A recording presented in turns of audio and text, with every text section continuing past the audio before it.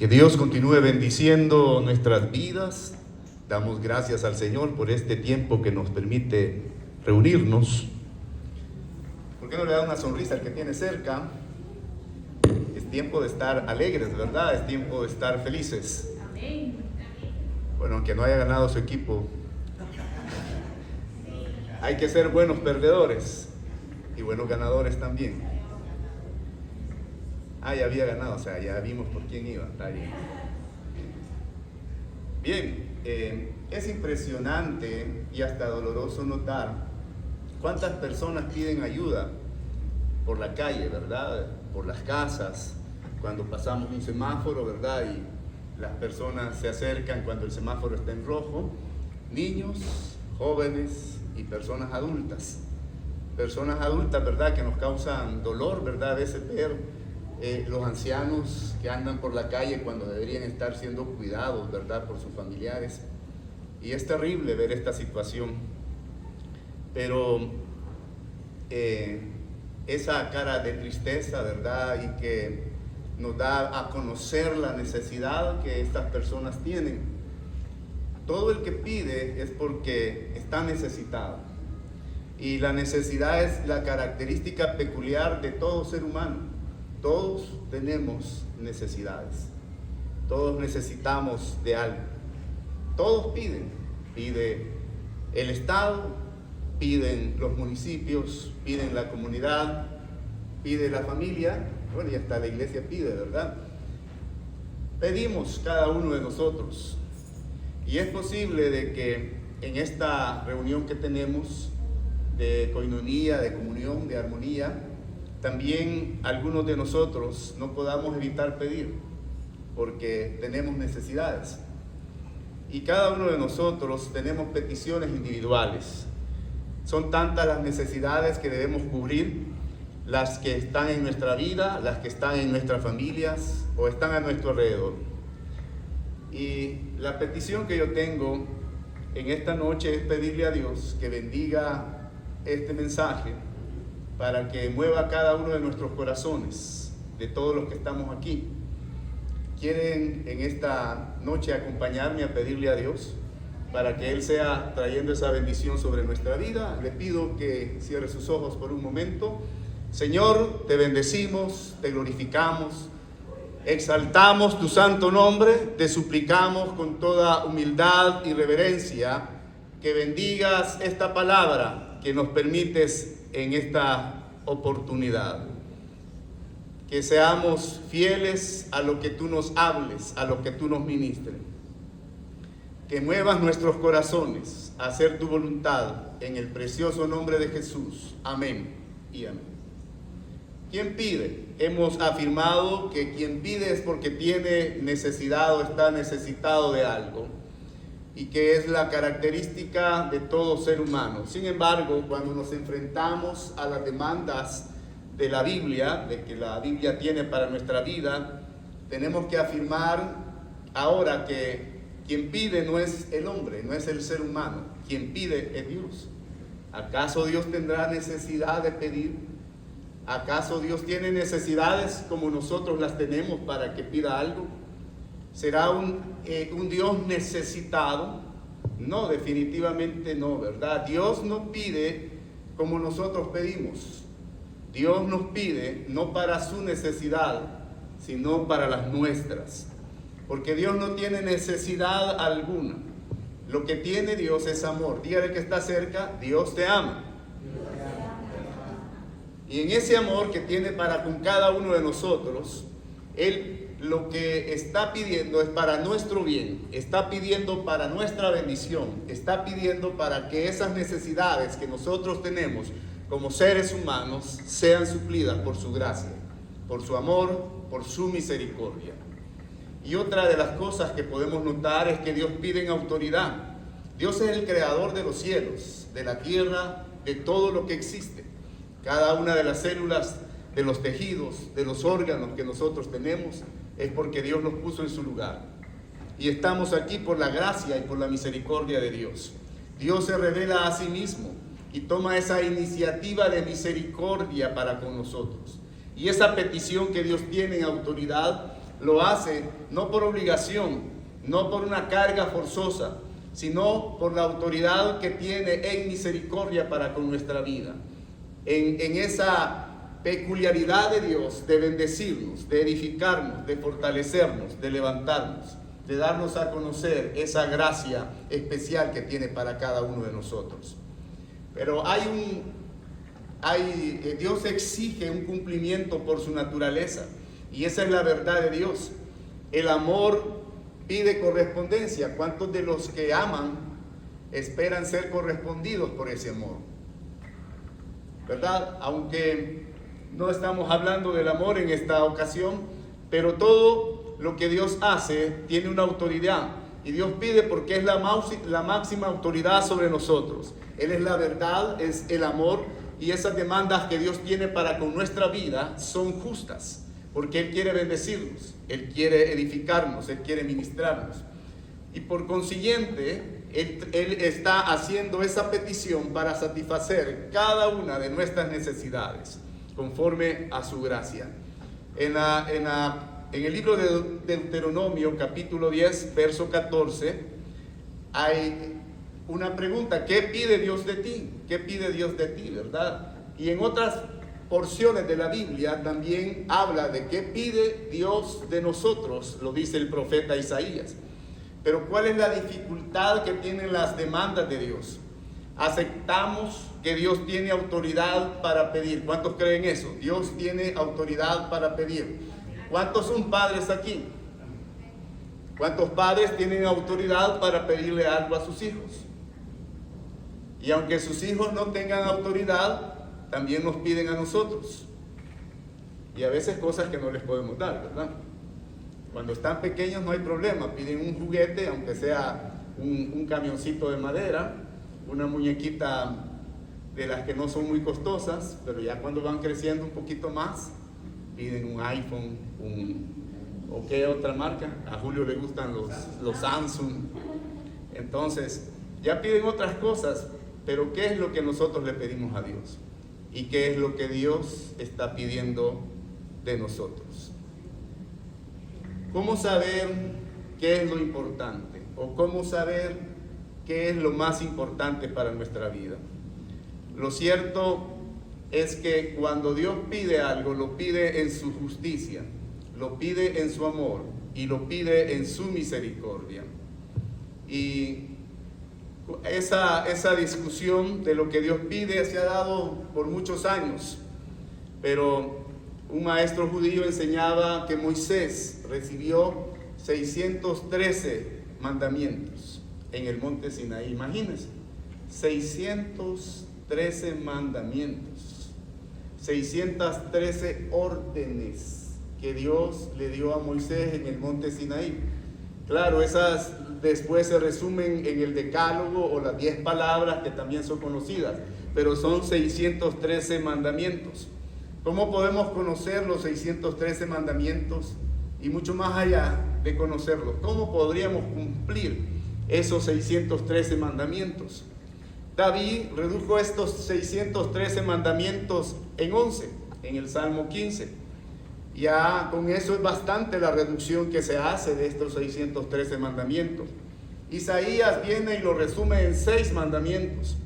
Y luego el profeta Miqueas lo resume en 3. ¿Qué es lo que pide Dios de ti? Hacer justicia, amar la misericordia y humillarte ante tu Dios. En estas 3 cosas. Habacuc lo lleva a la máxima expresión en una sola frase, que dice: mas el justo por su fe vivirá. Y eso es menos demandante para nosotros. Mas el justo por su fe vivirá. De esa forma no nos sentimos confrontados. Simplemente nos está haciendo una invitación a tener fe. Pero en estas escuelas que se manejaban, comenzó a crear cierta confusión en algunas personas, a tal grado de que en cierta ocasión, cierta persona aprovechó para preguntarle a Jesús acerca de esto y le pregunta: maestro, ¿cuál es el grande mandamiento en la ley? Y el Señor Jesús le responde lo siguiente: amarás al Señor tu Dios con todo tu corazón, con toda tu alma, con toda tu mente. Y el segundo mandamiento es semejante, le dijo: amarás a tu prójimo como a ti mismo. Pero ¿qué cuesta hacer esto, verdad? ¿A cuánto les cuesta amar al prójimo como a sí mismos? Sobre todo aquellos compañeros de trabajo que son fáciles de no quererse, ¿verdad? O las personas que tienen más cerca, con las que se desquitan. Entonces, pero imagínense, esta es la respuesta que Jesús le dio: amar al Señor sobre todo y amar a su prójimo como a sí mismo. Y quizás uno de los problemas que el ser humano tiene es que a veces ni a sí mismo se ama, y ese es un gran problema. Pero estas son las demandas del Señor.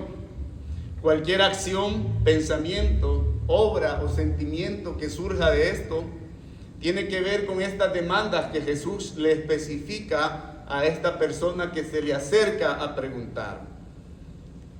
Dios hace sus demandas a toda persona, y particularmente a aquellos que les considera parte, ¿verdad?, de su familia, basado en la autoridad, basado en su verdad, basado en su justicia. Y esas demandas no son difíciles de conocer, ni tantas que podemos tener confusión ante ellas. Ahora sí estamos en condiciones entonces para poder reflexionar sobre lo que Dios pide de nosotros. Lo que Dios pide de mí. ¿Qué es lo que Dios pide de mí? Y cuando hablo de mí no estoy hablando de mí especialmente, estoy hablando de cada uno de los que estamos acá. Cuando Dios establece, ¿verdad?, estas demandas y establece lo que nos pide, entonces una de las cosas que Dios nos pide, escuche bien, diga conmigo: actitud personal. Esa es una de las cosas que Dios nos está pidiendo. En la Biblia nos enfrentamos con la palabra de Dios, y aún más allá de esto, a menudo estamos escuchando la voz de Dios de una forma personal. Es como que si Dios está entablando una conversación íntima con nosotros. Y ahí es donde Dios nos habla y nos está hablando acerca de nuestra actitud. Y cuando estamos escuchando la palabra de Dios, o cuando estamos proclamando la palabra de Dios, deberíamos cambiar el pronombre de la segunda persona a la primera persona, porque la predicación es una proclamación de las demandas de Dios, pero debemos personalizarlas, debemos hacerlas nuestras, y debemos decir qué es lo que Dios está hablando a mi vida, qué es lo que Dios está pidiéndome a mí. Necesitamos tener una actitud personal, y la palabra de Dios nos enseña que la acción del creyente que busca y que confía en la voluntad de Dios debe ser personalizada. Jehová es mi pastor, decía la porción que leíamos al inicio, ¿no? Jehová es mi pastor, nada me faltará. Y también porque yo sé en quién he creído, dijo el apóstol Pablo. Yo sé en quién he creído. No yo sé en quién ha creído mi familia. No yo sé en quién ha creído mi vecino, mis amigos, mis jefes, mis empleados. El apóstol Pablo dice: yo sé en quién he creído. Y es a título personal, porque está siendo suya la palabra. Y Job en el Antiguo Testamento dice: mis ojos ahora te ven. No es lo mismo que le cuenten, ¿verdad? No es lo mismo que alguien le cuente cómo estuvo el partido de ahora. Aunque usted lo haya vivido y se haya emocionado, no es lo mismo que alguien le cuente acerca de Dios, a que usted pueda decir, como dice la palabra: mis ojos ahora te ven. Amén. Porque la palabra es personal, nos habla de un Dios personal, demanda a un corazón, a una persona, tiene un nombre singular, me habla a mí, y nos habla a cada uno de los que estamos acá presentes de manera personal. Y nos habla por la razón más grande que puede haber. ¿Por qué Dios nos habla de forma personal? ¿Sabe por qué? Porque nos conoce. Diga al que está a la par, Dios te conoce. Y qué interesante, mire, Dios nos conoce más que nuestros padres, Dios nos conoce más que nuestros cónyuges, Dios nos conoce más que nuestros hijos. Dios nos conoce. Y lo primero entonces que hemos de dar es una actitud personal, que es lo que Dios nos está pidiendo. Porque Dios nos habla personalmente a cada uno.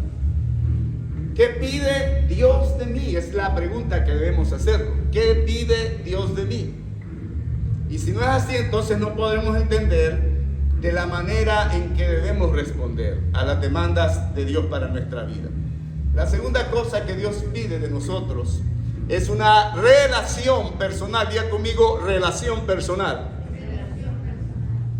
Mire, al observar las demandas de Dios, podemos concluir que todos nos van a pedir lo mismo. Eso lo dice Deuteronomio capítulo 10, lo dice Miqueas capítulo 6 verso 8, lo dice Mateo capítulo 22 versículo 37. Y no los leo por razones de tiempo, pero después lo puede buscar. ¿Qué pide Dios de mí? Me pide una relación personal. La verdad de la palabra usa distintos términos, pero no hay duda que todos nos invitan a tener una relación personal con el Señor. Nosotros como seres humanos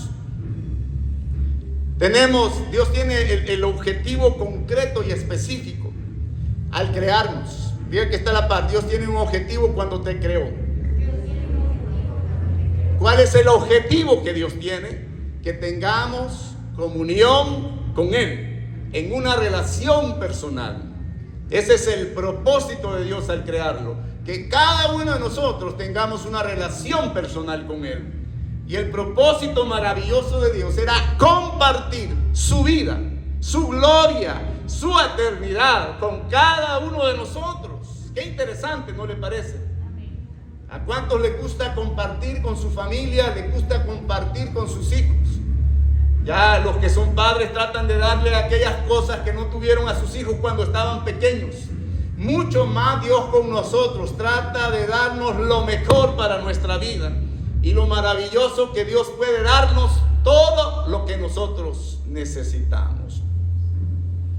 Pero debido al pecado, ¿verdad? Este propósito de Dios como que se tergiversó un poco, de manera de que al ser creados no podíamos alcanzar este propósito que Dios tenía para nosotros. Pero viene Dios y levanta esa enemistad del pecado para poder nuevamente restablecer ese propósito para nuestras vidas. No solamente vamos a ser criaturas de Dios o seres creados por Dios, sino que nos podemos convertir en hijos de Dios. ¿Está conmigo? Porque ese es el propósito que Dios tiene para nosotros.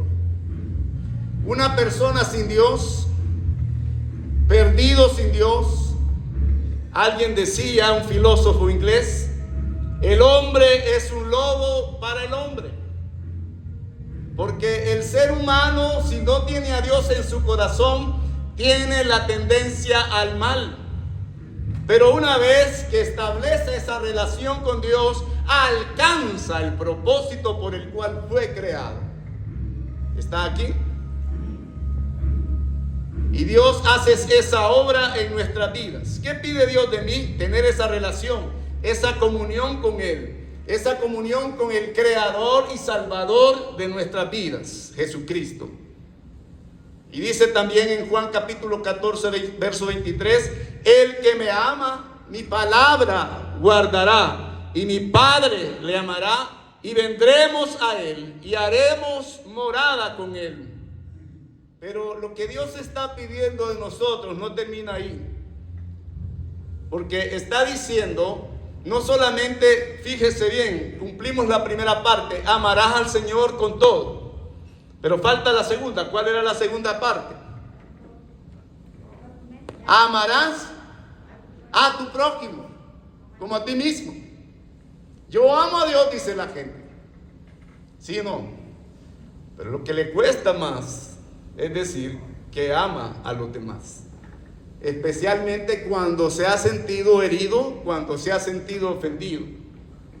Pero amarás a tu prójimo como a ti mismo. ¿Y qué es lo que significa esto? Lo que está diciendo es que tengamos una relación de comunión con las demás personas, con las personas que están cerca de nosotros. ¿Está aquí? Y esa relación horizontal depende directamente de la relación que tengamos ¿con quién? Con Dios. Amén. Esa relación que tengamos con el Creador de nuestra vida, con nuestro Salvador. Dios recreando nuestra vida, poniendo esa nueva naturaleza que sustituye la naturaleza de pecado en nosotros. Esa naturaleza que ha sido adulterada, pero que Dios viene y la hace de nuevo, para que podamos tener una relación con Él y tengamos una relación con los demás, en comunión, en amor, en armonía con las personas que están cerca de nosotros. Sean nuestros familiares, sean nuestros amigos, sean nuestros compañeros, que tengamos una buena relación con ellos.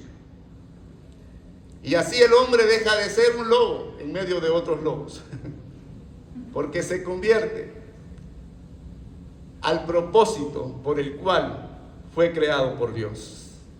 Y venimos a ser, dice la palabra, conciudadanos de los santos. Venimos a ser nuevas criaturas, ¿verdad? Hasta cantos han sacado esto, soy nueva criatura, ¿verdad? Lo declara la Escritura. ¿Qué pide Dios de mí? Una actitud de apertura personal, una relación y comunión con Él y una relación y comunión con los que están a mi alrededor, para tener esa naturaleza de Dios en mi vida, ese propósito de Dios en mi vida, que vea a los demás, decía el apóstol Pablo, que no tenga más alto concepto de mí mismo del que debo tener, sino que vea a los demás como hijos de Dios, como parte de la creación de Dios en el cual Dios está cumpliendo su propósito. Entonces, vamos a contestar lo que Dios está pidiéndonos.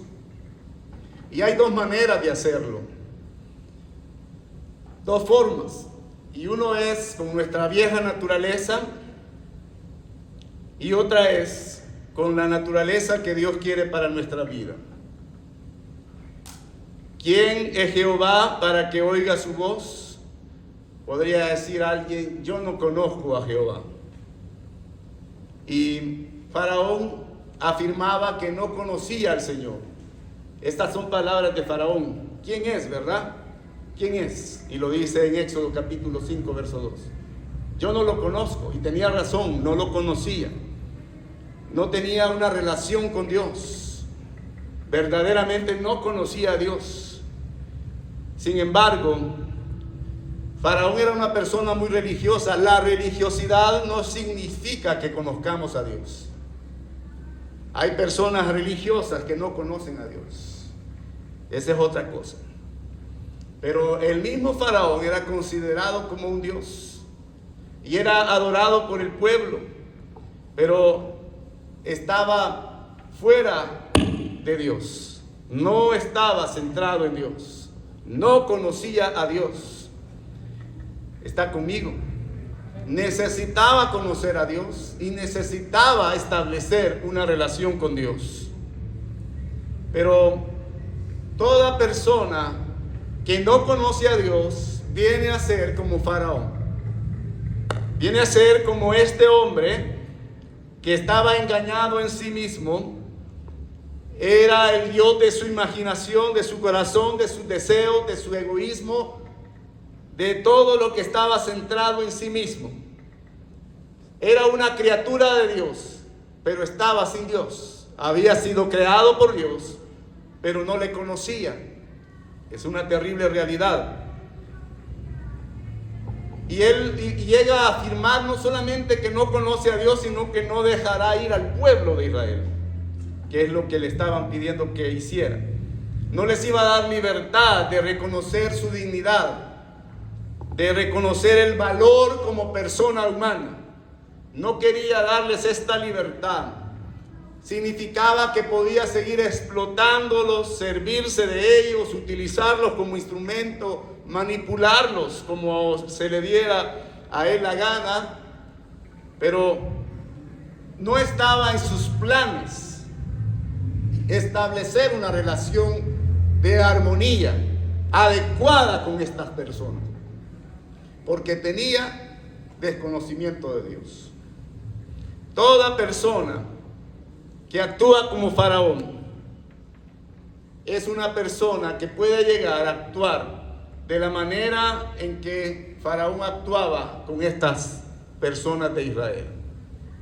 Puede pasar sobre otros sin sentirse mal, porque no conoce a Dios. ¿Quién es Dios para que yo oiga su voz y deje en libertad a mi prójimo? Yo no conozco a Dios, decía en otras palabras Faraón. ¿Cómo contestaremos nosotros? La segunda manera de contestar a Dios. Podemos preguntarnos acerca de otro personaje, Saulo de Tarso, que luego se le cambió el nombre a Pablo. ¿Era mejor Saulo que Faraón? No, eran iguales, ¿verdad? Él también era alguien que había tenido la misma actitud que Faraón tenía, la misma indiferencia hacia las personas. Pero cuando aquel hombre que estaba sin Dios y estaba perdido, escucha la voz del Salvador que le dice: Saulo, Saulo, ¿por qué me persigues? Entonces él responde, y responde en comunión, responde en una relación para con Dios. Las palabras de Pablo, la primera palabra que él responde es Señor. Lo está reconociendo a Dios, y expresa el deseo de establecer una relación íntima con Dios, una relación de comunión con Dios. Y aquí notamos esa entrega, esa actitud personal de Saulo, que era un perseguidor de los cristianos. Y así puede ocurrir también ahora, en nuestra época. Esa actitud personal y humilde que Pablo tuvo al tener ese encuentro con Jesús no era la misma que tenía antes. No era la misma de arrogancia, de orgullo, de prepotencia que tenía Pablo. Ahora es una actitud de humildad para establecer una relación con Dios. Una actitud de reconocimiento de Dios, su creador y su salvador, para atender lo que Dios le estaba pidiendo. Y todavía llega a preguntar: ¿qué quieres que yo haga? ¿Le ha preguntado al Señor usted alguna vez: ¿qué quieres que yo haga? ¿Qué quieres que yo haga? Eso es lo que dijo el apóstol Pablo. Él estaba acostumbrado a dar órdenes, pero ahora llega el punto de preguntarle: Señor, ¿qué quieres que yo haga? Un tremendo cambio, ¿no cree? Y aquí estamos hablando de esa relación, de esa comunión con Dios. Y esa es la actitud que debemos tomar. Esa es la respuesta a la que debemos llegar. Es como si Saulo hubiese dicho lo siguiente: Señor, yo llevo un pensamiento y un propósito en mi corazón, pero estoy dispuesto a hacer lo que tú digas. ¿Cuántos podrían decir esto en esta noche? Yo tengo planes, yo tengo metas, yo tengo objetivos, yo tengo propósitos, pero ¿sabes qué, Señor? Estoy dispuesto a hacer lo que tú digas. ¿Está conmigo? Y aquel Saulo entonces se pone a los pies del Señor, de su voluntad. Pone su vida a los pies de Cristo. Sus dones, sus habilidades, sus competencias, sus talentos, todo su ser a la disposición de Dios para cumplir lo que Dios le pidiera que hiciera. ¿Estamos dispuestos a llegar a ese punto? a poner todo lo que somos a los pies de Cristo y a reconocer que sin Dios no somos nada. Y aquí Pablo mantiene esta conversación y está mostrando una relación de comunión con Dios. Ese es el propósito de Dios para nuestra vida. Es una forma maravillosa de mostrarnos ese propósito que Dios tiene para con cada uno de nosotros. Es como que si oyéramos decir: Saulo, deja de hacer lo que tú crees que debes hacer y haz lo que yo te mando. ¿Qué le responderíamos al Señor nosotros? A pesar del miedo, a pesar de la confusión, a pesar del temor que Pablo tenía en ese momento, ¿sabe qué vino a su vida? Paz, confianza y esperanza. Escuchó la voz de Dios y eso le trajo paz, confianza y esperanza. Algo que no había experimentado a lo largo de toda su vida. Pese a toda la preparación académica que había tenido, hasta hoy experimenta algo diferente, porque había escuchado la voz de Dios y estuvo dispuesto a responder a Dios en humildad. Podía esperar mirar al prójimo que antes era su enemigo y ahora lo ve con ojos diferentes. ¿Por qué? Porque tuvo un encuentro con Dios. Señor, ¿qué quieres que yo haga?, le dijo. ¿Qué quieres que yo haga? Mire, no dijo mucho, pero fue suficiente la disposición de su corazón. ¿Cuántos tienen esa disposición de su corazón para con Dios? La disposición de su corazón. Eso es lo que Dios quiere que nosotros exclamemos. ¿Qué quieres, Señor? ¿Qué quieres que yo haga? Es una actitud personal, es una relación personal en nuestro corazón. Es lo que Dios quiere de nosotros, de cada uno de nosotros. Y Ananías dijo lo siguiente, ¿verdad? Fue enviado por Dios para hablar con Pablo y para darle las directrices de lo que tenía que hacer. Y le dijo: en el nombre de Dios te digo a ti, ¿verdad? En el nombre de Dios. Y le dio las instrucciones de parte de Dios. Pero ¿qué pide Dios de cada uno de nosotros? Pide comunión con Él, ¿verdad? Comunión con Él, relación personal con Él. Y una comunión con las personas que están a nuestro alrededor. Una relación en armonía con los que están a nuestro alrededor. Es la palabra que Dios tiene para nuestra vida. Es la palabra que permanece para siempre. Por eso Habacuc decía: oh Jehová, he oído tu palabra y temí. Oh Jehová, aviva tu obra en medio de los tiempos. En medio de los tiempos, hazla conocer. ¿Por qué no le decimos al Señor también que avive esa palabra en nuestras vidas? Que avive su obra en cada uno de nosotros. Y quiero terminar con esta porción del profeta Miqueas en el capítulo 6, verso 8. Hombre, el Señor te ha declarado lo que es bueno. ¿Y qué pide Jehová de ti? Solamente hacer justicia, amar misericordia y humillarte ante tu Dios. ¿Cuál es la respuesta que le daremos al Señor en esta noche? Le responderemos al Señor con esa actitud personal, con esa estableciendo una relación personal con Él al haber escuchado su voz, hablando a lo más íntimo de nuestro corazón y diciéndole: Señor, aquí estoy delante de ti. ¿Qué quieres que haga? Quiero que tu propósito se cumpla en mi vida, se cumpla en mi corazón. Póngase de pie por un momento, por favor. Padre, venimos delante de tu presencia. Gracias porque tu palabra nos habla, nos bendice, nos edifica, Señor. Gracias porque estás con cada uno de nosotros en esta hora. Señor, hemos reflexionado acerca de lo que es pedir y de lo que tú pides de cada uno de nosotros. Y tú estás pidiendo, Señor, esa actitud personal, el hecho de que podamos nosotros poder restituir esa relación de comunión contigo y podamos también participar de la salvación y de la vida eterna en el nombre maravilloso de Jesús. Glorifícate, Padre amado, toca cada vida, toca cada corazón.